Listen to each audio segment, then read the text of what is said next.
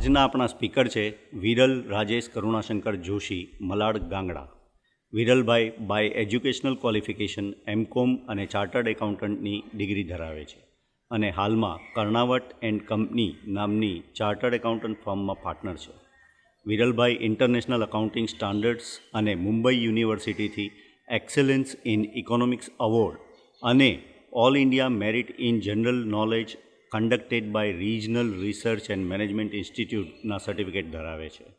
આ સિવાય તેમને ઇન્ડિયન માર્કેટ રિસર્ચ બ્યુરો, જે વર્લ્ડનો સેકન્ડ લાર્જેસ્ટ માર્કેટ બ્યુરો છે, તેનું પણ સર્ટિફિકેટ મળેલ છે. વિરલભાઈ આજે આપણી સાથે how to crack professional exams, એમાં પણ સ્પેશિયલી ચાર્ટર્ડ એકાઉન્ટન્ટ વિશે વાત કરશે.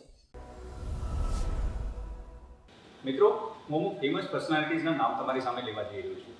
શું તમે કહી શકશો કે આ પર્સનાલિટીઝમાં કોમન શું છે? અને પર્સનાલિટીઝના નામ છે કુમાર મંગલમ બિરલા, મોતીલાલ ઓસવાલ, રાકેશ ઝુનઝુનવાલા, સુરેશ પ્રભુ, પિયુષ ગોયલ, શેખર કપૂર. વેલ ફ્રેન્ડ્સ, આ બધી હસ્તીઓ અલગ અલગ ઇન્ડસ્ટ્રીને બિલોંગ કરે છે. હવે આ બધી વ્યક્તિમાં એક વસ્તુ કોમન છે. શું તમે જાણો છો એ શું છે? અને એ વસ્તુ એ કોમન છે કે આ દરેક વ્યક્તિના નામની આગળ બે લેટર લાગેલા છે. એ લેટર છે C and A. Yes friends, C and A. If you combine these words, it not only becomes a profession, but it represents dedication, integrity, willfulness, and ability to march on come what may basis. To rest of the word, CA means chartered accountant. For me, it has some different meaning. That is, committed achievers. So friends, આજે આપણે જે topic discuss કરવા જઈ રહ્યા છે એ છે chartered accountancy and how to crack CA exams. તો મિત્રો, before I start with my actual topic કે જે how to crack CA or any professional exams, હું થોડું CA કોર્સ વિશે થોડું તમને બેકગ્રાઉન્ડ આપી દઉં. CA is basically a chartered accountancy course governed by a body called ICAI, that is Institute of Chartered Accountants of India, established in 1949 by an act of parliament. CA જો તમારે કરવું હોય તો બેઝિકલી આમાં 3 level of exam તમારે pass કરવાની રહેશે. Exam level number 1 is CPT, second is IPCC and third is CA final. CPT generally consists of 4 papers, 50% passing marks હોય છે અને MCQ types questions બી આવે છે. Whereas in case of final and IPCC, both has 2 groups, each group containing 4 subjects each.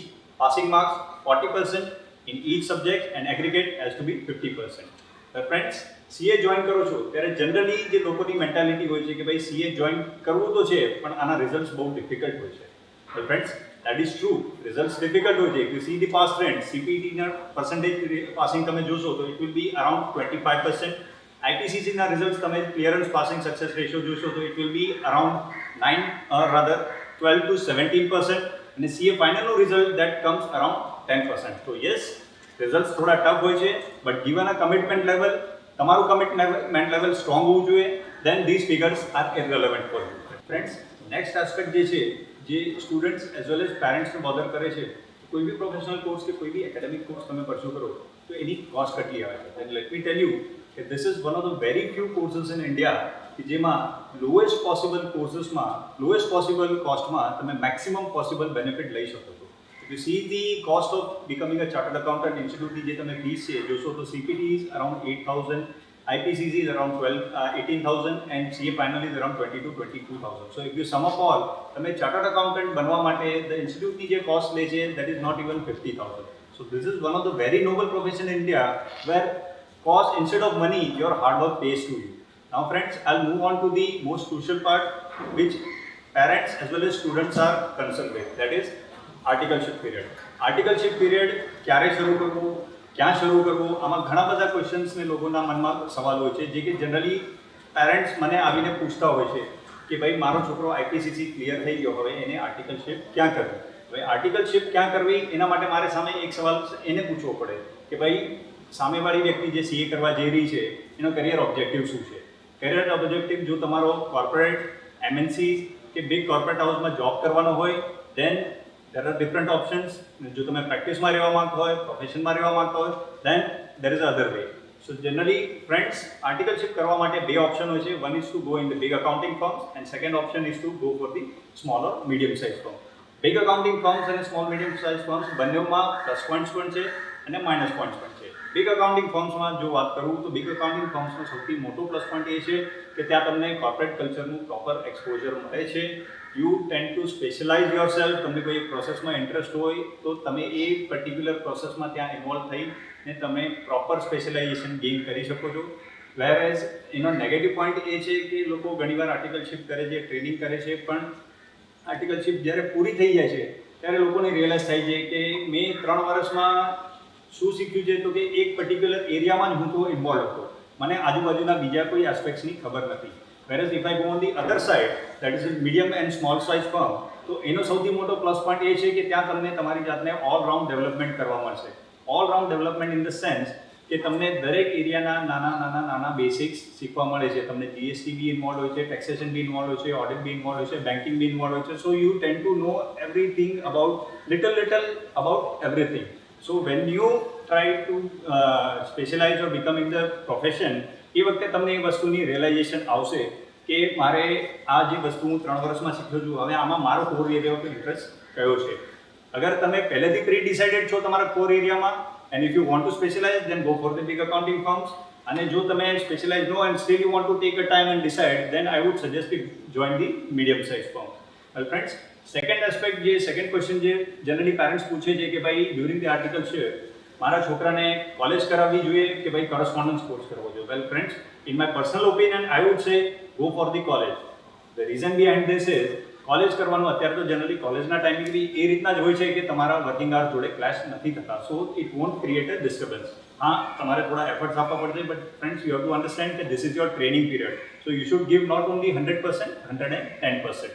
So don't hesitate in taking some pain to gain some knowledge. તો friends, college કરવા પાછળનું reason એ છે કે તમે જ્યારે કોલેજમાં જાઓ છો તો તમારું ઇન્ટરેક્શન, તમારું સર્કલ એ રીતનું ડેવલપ થશે કે તમારા કંઈ બી પ્રેક્ટિસ રિલેટેડ કે એકેડેમિક રિલેટેડ કોઈ પણ ડાઉટ હશે તો એ તમે કોલેજમાં શેર કરી શકો. વેરેઝ જો તમારું ડિસ્ટન્સ એજ્યુકેશન કે કરસ્પોન્ડન્સ હશે તો એમાં પ્રોબ્લેમ એ આવશે કે તમારું જે ઇન્ટરેક્શન છે એ પર્ટિક્યુલર તમારા ઓફિસના સ્ટાફ પૂરતું જ સીમિત થઈ જશે, કારણ કે તમારા બીજા વે ઓફ ઇન્ટરેક્શન લિમિટેડ થઈ જશે. વેરેઝ કોલેજમાં શું છે કે તમારે ડિફરન્ટ ફોર્મ્સમાં કામ કરતા લોકો તમારી જોડે હશે, ભાઈ તમે ડાઉટ શેર કરી શકો કે તારી ફોર્મમાં આ વસ્તુનું સોલ્યુશન શું છે, કે આ પર્ટિક્યુલર ટોપિક તમારે ત્યાં કઈ રીતે હેન્ડલ થાય છે. તો this will help you a lot if you go for the college. Now next is કે સીએ આર્ટિકલશિપ તો ચાલુ કરી દીધી, આઈપીસીસી ક્લિયર થઈ ગયું. હવે મારે સીએની એક્ઝામ્સ જે વચ્ચે આવે છે, જેમ કે સપોઝ તમે આઈપીસીસીનું એક ગ્રુપ ક્લિયર કરીને આર્ટિકલશિપ સ્ટાર્ટ કરી હોય તો then you need to appear for the second group. તો આ દરેક, અને સીએ ફાઇનલ ઓલ્સો, તો આ વસ્તુ માટે લીવ કેટલી લેવી, આ એક મોટો ક્વેશ્ચન હોય છે સ્ટુડન્ટ્સ પોઈન્ટ ઓફ વ્યૂ. હવે લીવ કેટલી લેવી, બેઝિકલી જો આઈપીસીસી સેકન્ડ ગ્રુપ બાકી હોય તો દેન આઈ વુડ સજેસ્ટ કે 1 or 1.5 month is more than sufficient. અને સીએ ફાઇનલની જો તમે વાત કરતા હોય તો અત્યારે નોર્મલી ઇન્ડસ્ટ્રી સ્ટાન્ડર્ડ છે, according to me that is very reasonable also, કે જે છે that is around 3 to 3.5 months, which is very reasonable. But what I would suggest is don't wait for the leave period to come. તમારી leave start થવાની રાહ નહીં જુઓ કે leave આવશે પછી હું વાંચવા ચાલુ કરું. ફ્રેન્ડ્સ, તમારું પ્રિપેરેશન એ રીતનું હોવું જોઈએ કે તમારી લીવ સ્ટાર્ટ થાય એ પહેલાં તમારા દરેક સબ્જેક્ટનું એક રીડિંગ કમ્પ્લીટ થઈ જવું જોઈએ. Leave period is basically to utilise that time for revision, not to study the concept તમારા before you start your leave, તમારા પ્રેક્ટિસ, તમારા નોલેજ શેરિંગ, તમારા ઇન્ટરેક્શન, એમાં તમારા કન્સેપ્ટ ઓલરેડી ક્લિયર થવા જોઈએ.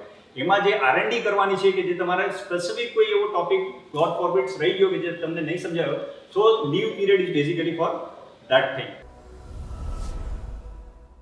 So friends, now I move on to the next important topic that consists of 2 parts. One is strategy to study and next is strategy to score. First thing, strategy to study. કોઈ પણ સબ્જેક્ટની તૈયારી કરવી તો કઈ રીતે કરવી. Friends, given a frame of time, તમને જે લીવ મળી છે, within that leave you have to decide કે મારી પાસે લીવ કેટલી અવેલેબલ છે અને સામે કેટલા સબ્જેક્ટ્સ છે. That is, you are preparing for CA finals, you have to prepare for 8 papers. Within that 8 papers you have a leave of, let us say, 3 months. તો તમારે within that 3 months એક time schedule frame કરવો પડશે કે કોઈ એક particular subject, let us say 8 સબ્જેક્ટને મારે કેટલો ટાઈમ લાગશે, and each of some of it should not exceed your given frame of time. So let us say you have started particular subject, you have decided you are going to give 10 days for it. સો તમે કોઈ પણ સબ્જેક્ટની શરૂઆત કરવા જઈ રહ્યા છો, તમને ખબર છે મારી પાસે આ પર્ટિક્યુલર સબ્જેક્ટ પૂરો કરવા માટે 10 દિવસનો ટાઈમ છે. તો given a frame of time of 10 days તમારે એ પર્ટિક્યુલર સબ્જેક્ટને બી નાના ચેપ્ટર્સ, એસ્પેક્ટ, ટોપિક્સ કે એસ્પેક્ટ્સમાં ડિવાઈડ કરવાના છે. આઈ call it a prototype. Prototype in the sense કે હરેક ટોપિકને તમે એક ગિવન ટાઈમ ફ્રેમ આપી દો, કારણ કે દરેક ટોપિક સિમિલર ઇમ્પોર્ટન્સના કે સિમિલર ડિફિકલ્ટી લેવલના નથી હોતા. અમુક ઇઝી હોય છે, અમુક ડિફિકલ્ટ હોય છે, અમુક ડિફિકલ્ટ હોય છે પણ તમને આવડતા હોય છે તો પોસિબલ છે તમને એમાં ઓછો ટાઈમ બી લાગે. તો likewise you have to decide કે તમારી પાસે જે ટોટલ 10 દિવસનો ટાઈમ છે એમાં હરેક ટોપિકને કેટલો ટાઈમ આપવો. આ ટાઈમ આપવો આ પ્રોટોટાઇપ ડેવલપ કરવા એટલે જરૂરી છે ફ્રેન્ડ્સ, કારણ કે તમે જો કોઈ એક પર્ટિક્યુલર સબ્જેક્ટ વિધાઉટ ડેવલપિંગ અ પ્રોટોટાઇપ સ્ટડી કરશો તો 10 દિવસના ટાઈમ ફ્રેમમાં તમે સ્ટાર્ટિંગના 5, 7, 6 દિવસમાં તમે જે સ્ટડી કરો છો તમને ખબર જ નહીં પડે કે તમારો લાસ્ટ જે ગિવન પોઈન્ટ ઓફ ટાઈમમાં તમે કમ્પ્લીટ કઈ રીતે કરી શકશો. પ્રોટોટાઇપ ડેવલપ કરવાનું રીઝન એ છે કે તમે ક્યાંય બી જો તમારા ટાર્ગેટ મિસ કરતા હશો તો એ તમને ઇમિડિયેટ વોર્નિંગ સિગ્નલ આપશે કે you have exceeded your time. Now you have to decide કે તમારે નેક્સ્ટ જે ટોપિક આવવાનો છે પર્ટિક્યુલર સબ્જેક્ટમાં એના માટે કઈ સ્પીડ પિકઅપ કરવી, so that you can compromise the time which you have lost in this particular prototype. So friends, આ એક એસ્પેક્ટ છે વાઇલ સ્ટડિંગ. જે પ્રોટોટાઇપની થિયરી છે એ બહુ જરૂરી છે.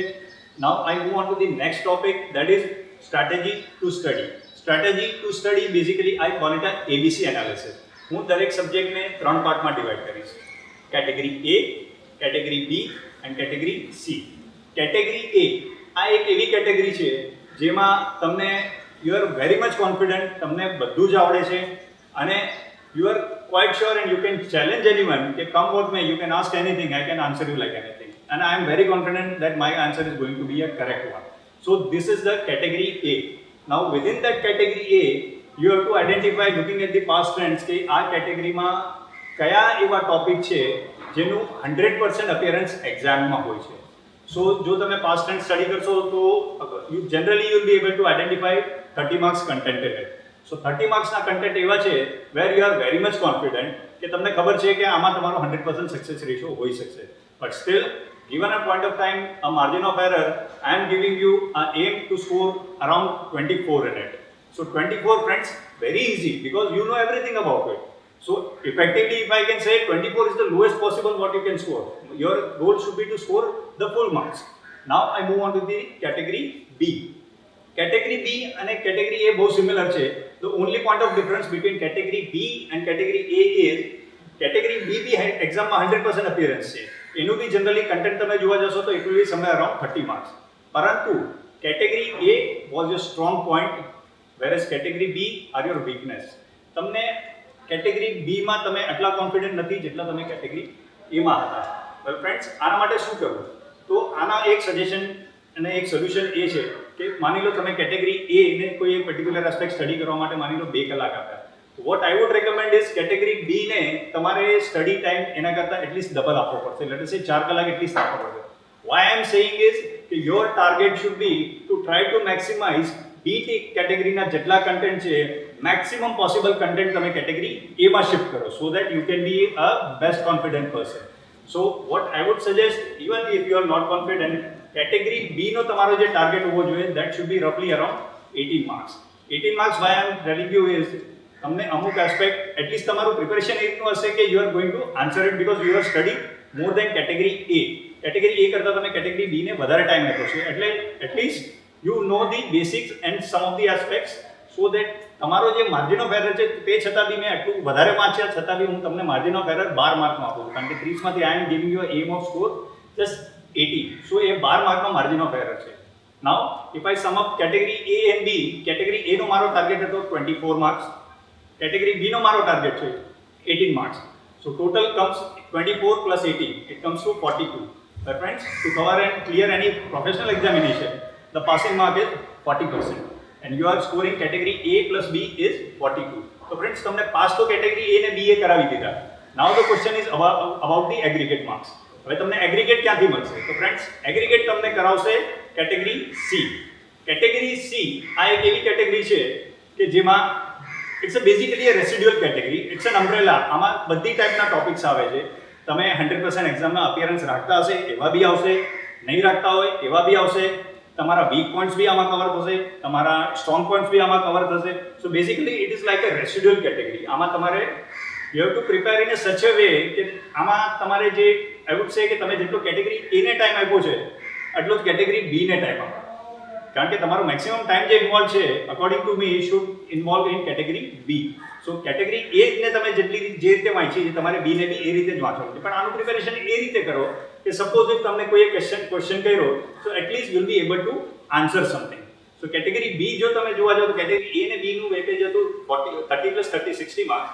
The residual category C becomes of 40 marks. તો ફ્રેન્ડ્સ આ 40 માર્ક્સમાંથી મારો જે એમ છે હું તમને આપું છું 18 marks.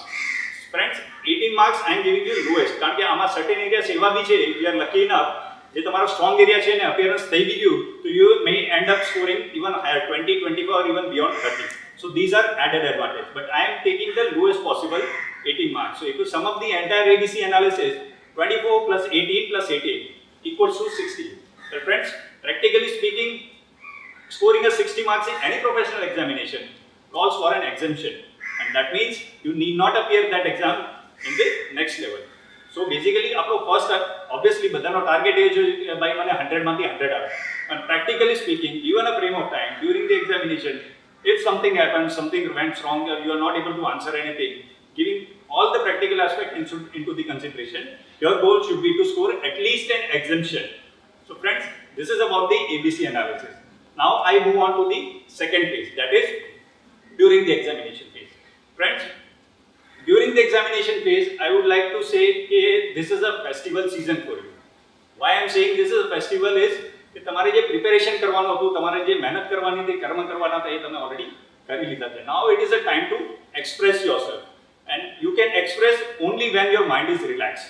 So you have to keep your mind relaxed, and to keep your mind relaxed you have to feel that you are in some festival, you are enjoying something, so you have to enjoy your exam. Now you have to be a warrior, not the worrier. You need not worry now. So whatever you have studied, you know that. You don't worry about what I don't know. Think that what I know. So તમારું concentration basically રહેશે કે એક્ઝામને કેટલું લાઇટેસ્ટ possible મેનરમાં હું tackle કરી શકું છું. Now friends, during the examination phase, the most important aspect which I would like to recommend is કે તમને અત્યારે કોઈ પણ પ્રોફેશનલ એક્ઝામમાં તમે જાઓ તો જનરલી પેપરનો જે ટાઈમ હોય છે એના 10 કે 15 મિનિટ પહેલા તમને રીડિંગ ટાઈમ આપવામાં આવે છે. That reading time is for કે તમે જે ક્વેશ્ચન પેપર છે એને ગો થ્રુ કરી લો. ફ્રેન્ડ્સ આ સૌથી ક્રુશિયલ ટાઈમ હોય છે. Why I am telling you is કે તમે અગાઉની સ્ટ્રેટેજી પ્લાનિંગ કરી લીધી, હવે આ જે સ્ટ્રેટેજી છે આ ડ્યુરિંગ ધ એક્ઝામ તમે બેન્ચ ઉપર બેઠા છો અત્યારે, યુ ટુ ફીલ ધેટ કે તમે બેન્ચ ઉપર બેઠા છો, તમારે એ વસ્તુની હવે સ્ટ્રેટેજી કરવાની છે કે મારા આગલા 3 કલાક કઈ રીતે જશે. ઓલું તમે લોંગ ટર્મ પ્લાનિંગ કર્યું 3 મહિના, હવે તમારે જે પ્લાન કરવાનું છે એ આગલા 3 કલાકનું કરવાનું છે. તો within given a frame of time 15 મિનિટનો જે રીડિંગ ટાઈમ છે એમાં તમારે ક્વેશ્ચન પેપર સ્ટડી કરીને એ સેટ કરવાનું છે કે આમાં મારે કયા મારા એબીસી એનાલિસિસ પ્રમાણે કયા ક્વેશ્ચન્સ ક્યાં પ્લેસ થાય છે. So you have to make a proper selection of the questions which you are going to answer. So આ proper selection હું એટલે કહું છું કારણ કે જનરલી શું થાય છે, મેક્સિમમ ફેલિયર કે મેક્સિમમ સ્ટુડન્ટ્સ મારી પાસે આવે છે કે સર અમારું બરાબર પેપર અટેમ્પ નથી થયું કે અમારું છૂટી ગયું પેપર, કમ્પ્લીટ અટેમ્પ નથી થયું. ફ્રેન્ડ્સ, પ્રોફેશનલ એક્ઝામ્સના પેપર કમ્પ્લીટ અટેમ્પ કરવા that is also big achievement. 100 માર્ક્સનું અટેમ્પ કરવું એ બી એક બહુ મહત્વની વાત છે, અને લોકો આ નથી કરી શકતા. એની પાછળ કારણ એ હોય છે કે એ લોકોનો જે એક્ઝામિનેશનનો રીડિંગ ટાઈમ છે એ લોકો યુટિલાઇઝ નથી કર્યો હોય બરાબર. એનું કારણ એ હોય છે ક્વેશ્ચન 1, 2, 3, સ્ટેપ 4 એ લોકો સિલેક્ટ કરી લે છે, 1 and 2 એ લોકોએ સ્ટાર્ટ કરી લીધા, કમ્પ્લીટ કરી લીધા. ક્વેશ્ચન 3 ઉપર આવ્યો, ક્વેશ્ચન 3 ચાલુ કર્યો, ઇન બિટવીન એની કંઈક સપોઝ મિસ્ટેક થઈ ગઈ, તો what he has done, cross કર્યું, right, attempt question 5 instead of 3. Question 5 ચાલુ કર્યો, પછી in between he started doing it, in between again he felt કે યાર આની કરતાં તો મારો ક્વેશ્ચન 3 બેટર હતો, મને એમાં વધારે કોન્ફિડન્સ છે કે એ રાઈટ છે, આ તો બિલકુલ જ રોંગ છે. So what he has done, again question 5 ઉપર ક્રોસ કર્યો, વેન્ટ બેક ટુ ક્વેશ્ચન 3. સો આ જે 3 to 5 નો જમ્પ લે છે, 3 to 5, 5 to 3, આમાં એનો જે ટાઈમ વેસ્ટ થયો, જેને ફ્રેન્ડ્સ પ્રોફેશનલ એક્ઝામમાં એક મિનિટ ઇમ્પોર્ટન્ટ હોય છે. ફ્રેન્ડ્સ, લોકોને પેપર લખ્યા પછી પાછા રિવાઇઝ કરવાનો બી ટાઈમ નથી હોતો. સો જસ્ટ ઇમેજિન કે તમે કોઈ આખો કન્ટેન્ટ જ લૂઝ કરી લો તો એના ઇમ્પ્લિકેશન શું આવે છે. So that is a reason why I want to tell you કે એક્ઝામિનેશનનો જે રીડિંગ ટાઈમ છે, try to make a best use of it and make a proper selection of the questions which you are going to answer, and once you select it, stick to it, feel confident કે નહીં મારું selection proper છે, અને તમે એ confident હશો તો તમારું mind બી તમને એ દિશામાં ડાયવર્ટ કરશે કે નહીં મારું આ સિલેક્શન છે ને. મને હવે તમારું માઇન્ડ બી તમારા માઇન્ડમાં જે બેકગ્રાઉન્ડમાં જે સ્ક્રીન થતું હશે એ પર્ટિક્યુલર ટોપિક માટે જ થતું હશે, બાકીના topic it's a natural tendency કે બાકીના ટોપિક એની મેં કીપ અસાઇડ થઈ. So this is regarding like during the examination. Now the last and very small part which I would like to discuss is generally એક topic છે આમાં after examination phase. After examination ફેઝમાં generally શું થાય છે મિત્રો, મેં એક્ઝામ આપીને બહાર આવ્યો, આઈ નો મારું પેપર અમુક ક્વેશ્ચન્સમાં મને ડાઉટ છે, તો હું શું કરીશ, મારો મિત્ર છે કોઈ જેને સેમ એક્ઝામ આપી છે એને પૂછીશ. હવે એ મને કહે છે ભાઈ તારો આન્સર 100 આવ્યો, મારો તો 120 આવ્યો છે યાર.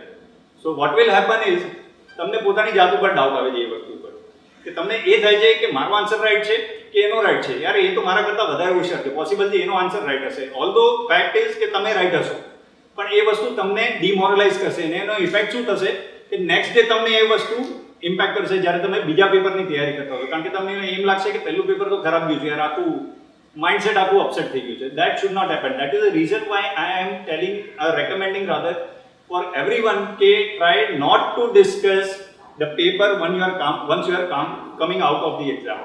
See friends, પેપર આપવું એ તમારું કર્મ હતું, પણ હવે એમાંથી તમારું રિઝલ્ટ શું આવશે that is not in your hand. ગીતામાં પણ એની માટે એક શ્લોક છે, કર્મણ્યવાધિકારસ્તે મા ફલેષુ કદાચન.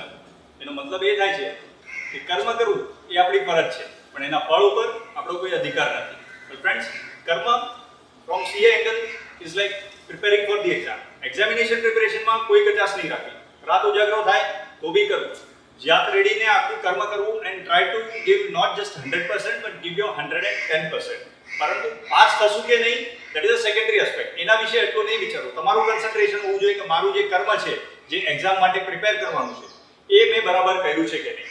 જો તમે કર્મ બરાબર કર્યો છે તો તમારો ભલે અધિકાર નહીં હોય પણ તમને એ કર્મનું ફળ મળશે ખરું. ફ્રેન્ડ, કર્મ કરવામાં ફ્રેન્ડ્સ કોઈ કચાશ નહીં રાખવી, કર્મ કરવામાં સ્થિત પ્રજ્ઞા નહીં થવું. સ્થિત પ્રજ્ઞા ઇન ધ સેન્સ કે નસીબ ઉપર નહીં છોડવું. જો એવું હોય તો કૃષ્ણ ભગવાન ક્યારેય સાંદીપની ઋષિના આશ્રમમાં ગયા જ ના હોય.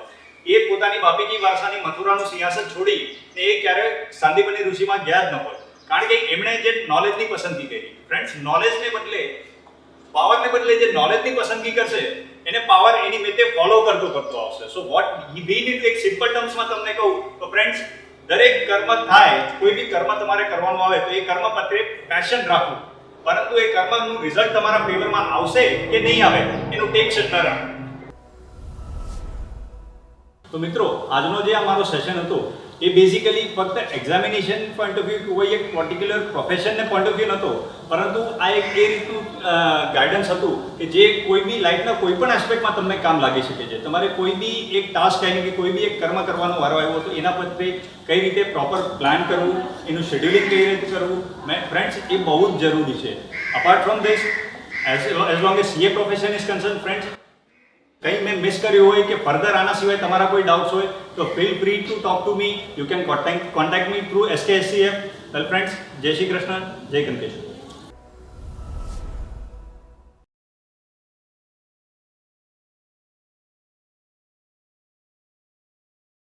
SKSCF આશા રાખે છે કે તમને આજનો વિડીયો ગમ્યો હશે. આપ સૌમાંથી જે કોઈને પણ યુનિટોક્સમાં સહભાગી થવું હોય તો SKSCFને કોન્ટેક્ટ કરવા વિનંતી. તમારા ફીડબેક કે મંતવ્યો અમારા માટે ખૂબ જ અગત્યના છે, તો અમારા સુધી તમારા વિચારો પહોંચાડવા માટે YouTube પર SKSCF ચેનલ સબસ્ક્રાઇબ કરીને વિડીયો લાઇક, શેર કે કમેન્ટ કરવા વિનંતી. આભાર.